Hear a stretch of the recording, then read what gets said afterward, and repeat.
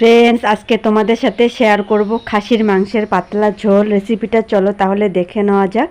আর এখানে নিয়েছি 8 কেজি পরিমাণ মতো খাসির মাংস, আলুর টুকরো আর পরিমাণ মতো পেঁয়াজ কুচি, 6টা কাঁচা লঙ্কা, আদা রসুন আর একটা টমেটো গ্রাইন্ড করে নিয়েছি গ্রাইন্ডারে।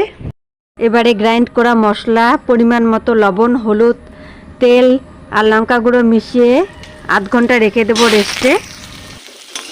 আলু ভেজে নেওয়া কড়াইতে আর একটু খানিকটা পরিমাণ তেল দিয়ে ওই কড়াইতে পেঁয়াজ কুচিগুলো দিয়ে দেব, দিয়ে ভেজে নেব।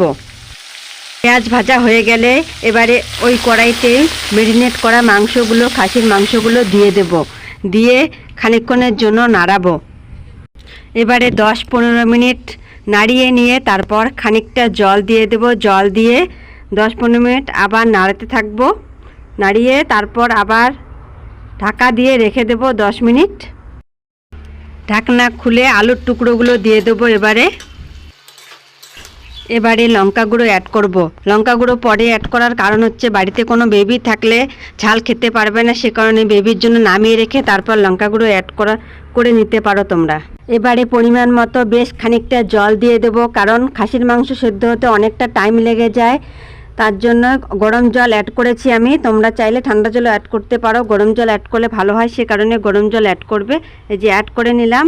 এবারে 10-15 মিনিটের জন্য রেখে দেব। খাসির মাংস প্রায় হয়ে আসছে, বলদ এসে গেছে, দেখতেই পাচ্ছ। এবারে গরম মশলা অ্যাড করব। গরম মশলা একদম শেষে অ্যাড করবে, তাহলে ভালো হয়, সে কারণে লাস্টে একদম অ্যাড করব।